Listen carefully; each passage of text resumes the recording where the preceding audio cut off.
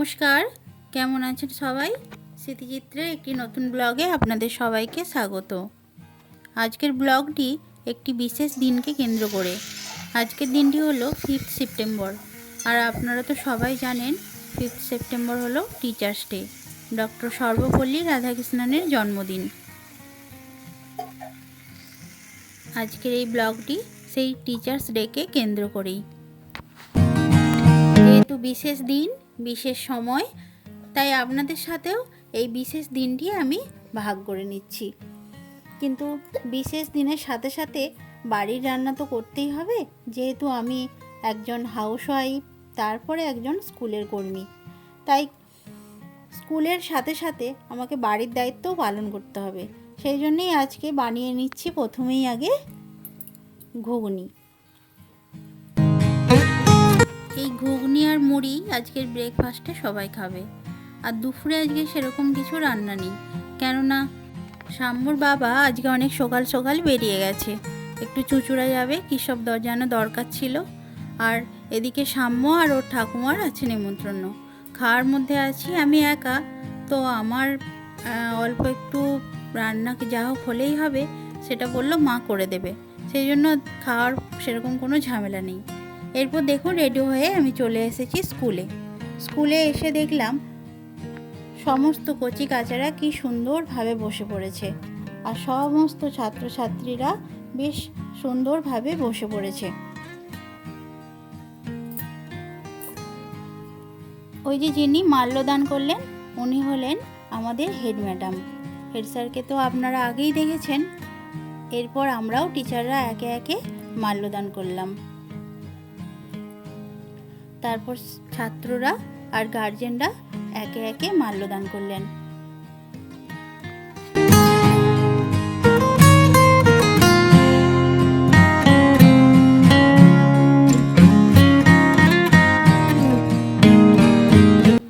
এই টিচার্স ডেকে কেন্দ্র করে আজকে স্কুলে একটু ছোট অনুষ্ঠানের আয়োজন করা হয়েছে।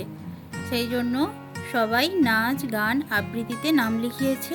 এবার প্রত্যেকে একে একে স্টেজে উঠে গিয়ে যে যার পারফর্ম করতে শুরু করলো। একজন শিক্ষিকা হিসেবে আজকের দিনটি আমার জীবনে বিশেষ গুরুত্ব রাখে। আমাদের সকলেরই ছোটবেলার শিক্ষক হলো, অর্থাৎ প্রথম শিক্ষক হলেন আমাদের বাবা আর মা। তারপর আমরা যত বড় হই তত আমাদের চারপাশে ঘিরে আমাদের শিক্ষকরাই থাকেন, সে প্রাইভেট টিউটর হোক বা স্কুলের টিউটর হোক। আচ্ছা আসলে জীবনে শেখার তো কোনো শেষ নেই, আর এই শিখতে গেলেই দরকার পড়ে শিক্ষকের। আমরা বাস্তবিকভাবে অনেক কিছু জিনিস হয়তো শিক্ষা পাই, কিন্তু তার সাথে সাথে আমরা অনেক কিছু জিনিস আমাদের শিক্ষকদের কাছ থেকেও শিক্ষা পেয়ে থাকি।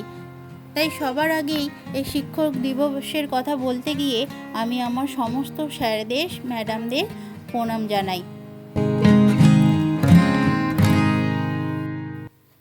আমি তো এখনও পর্যন্ত আমার কোনো ইন্টারঅ্যাকশান ভিডিও আপনাদের কাছে তুলে ধরিনি, তো সেই হিসেবে আপনারা জানেন না যে আমি কোথায় পড়াশোনা করেছি। আমার প্রথম পড়াশোনা হলো মেদিনীপুরে। সেই সময় থেকে আজ পর্যন্ত আমরা প্রতিনিয়ত শিক্ষা পেয়ে চলছি। আর শিক্ষার প্রতিটি পদক্ষেপে যে সমস্ত স্যারেরা আমার পাশে ছিলেন তাদের প্রতি রইল আমার সশ্রদ্ধ প্রণাম।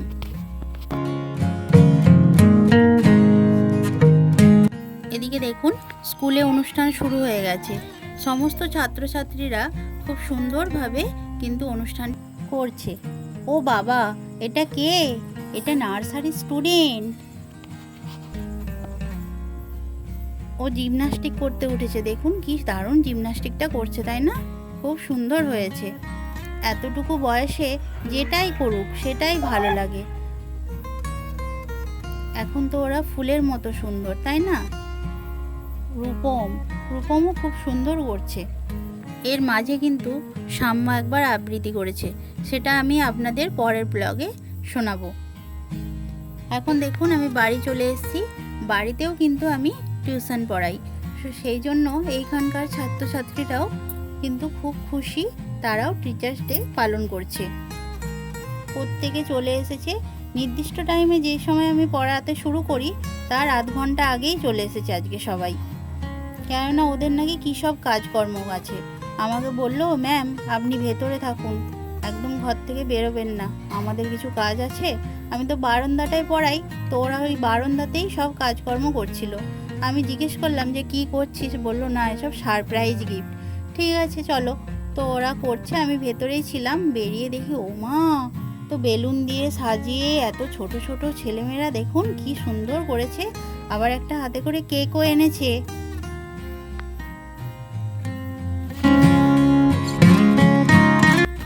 সত্যি কথা বলতে জীবনে পরম পাওয়ার মধ্যে যে একটা তৃপ্তি আছে না, মনে হয় এই ধরনেরই কোনো তৃপ্তি। যত ধরনের পরম পাওয়া আছে তার মধ্যে এটাও একটা আমার পরম প্রিয় পাওয়া।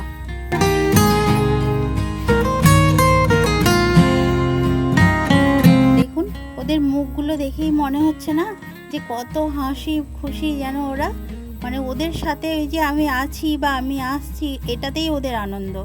আর বলা হয়নি আপনাদের, আমার না ভীষণ রকমের মাথার যন্ত্রণা হচ্ছিল। অন্যদিন হলে হয়তো বলতাম যে আজকে আর পারছি না, আজকে আর পড়াতেও হয়তো পারবো না, কিন্তু ওদের ওই খুশি মুখ, আনন্দ উজ্জ্বল মুখটা দেখে সেইটা আর বলতে পারলাম না। অনেক কষ্ট করেই একটু উঠে দাঁড়িয়েছি। ওরা বলছে ম্যাডাম আপনি একটু রেডি হয়ে নিন, কিন্তু বলা বলি কি রেডি আর কি করে হব, মাথার যন্ত্রণাতে মাথা তো তুলতেই পারছি না। তাই বললাম ঠিক আছে, আমি যা আছি এতেই হবে, তোমরা যা করছো করো না। তো সেই হিসেবে ওরা ওদের মতো আনন্দ করলো, আর আমিও ওদের সাথে থাকতে পেরে আমি তো খুবই খুশি।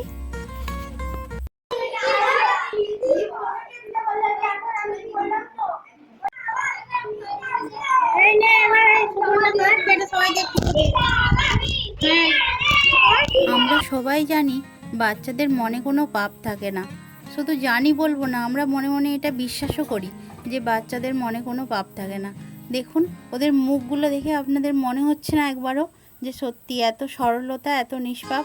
হয়তো ওরা ছোট বলেই এতটা সম্ভব।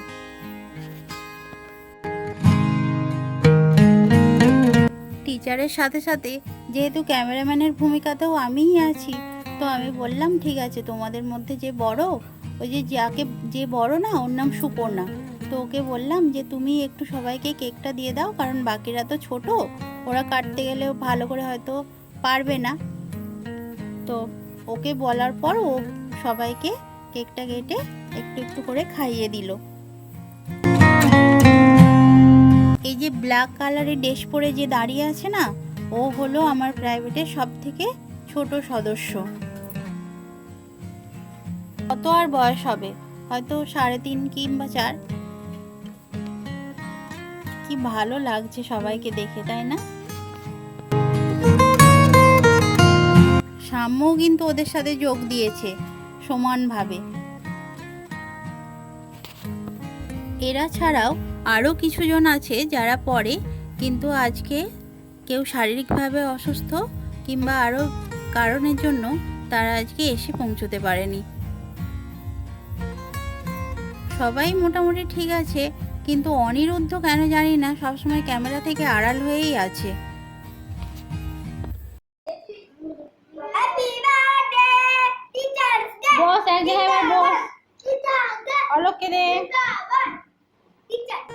ওদের সাথে সাথে ওদের মুখের হাসিটাকে আরেকটু বাড়িয়ে দেওয়ার জন্য আমিও ওদের জন্য কিছু আয়োজন করেছিলাম। সবার জন্য একটু চাউ করেছিলাম, আর করেছিলাম একটু পেস্টি। যেহেতু ওরা অনেকটাই ছোট, তাই একটু কম ঝাল দিয়ে বাড়িতেই চাউটা তৈরি করেছিলাম, আর পেস্টিটা কিনে নিয়ে এসেছিলাম। আর এখানে দেখুন, যখন আমি বলছি যে একটা তোদের সাথে সবাই মিলে ছবি তুলবো, তখন দেখুন কে সামনে দাঁড়াবে সেই নিয়ে মারপিট শুরু হয়ে গেছে। তার মধ্যে সব থেকে বেশি মারপিট তো দেখতেই পাচ্ছেন, সাম্যই করছে, ওকেই সবার আগে রাখতে হবে।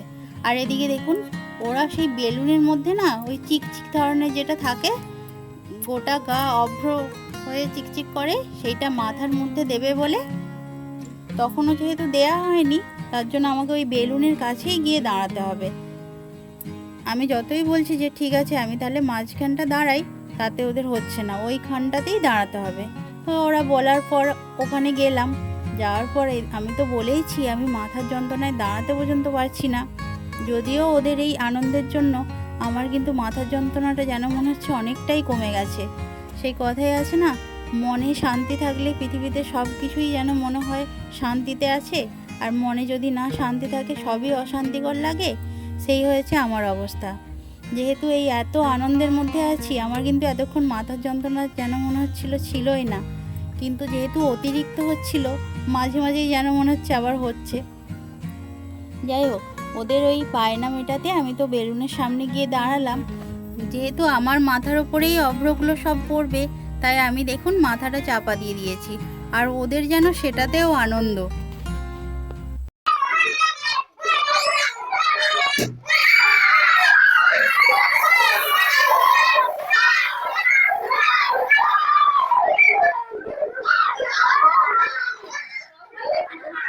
পড়ে গেল না তো?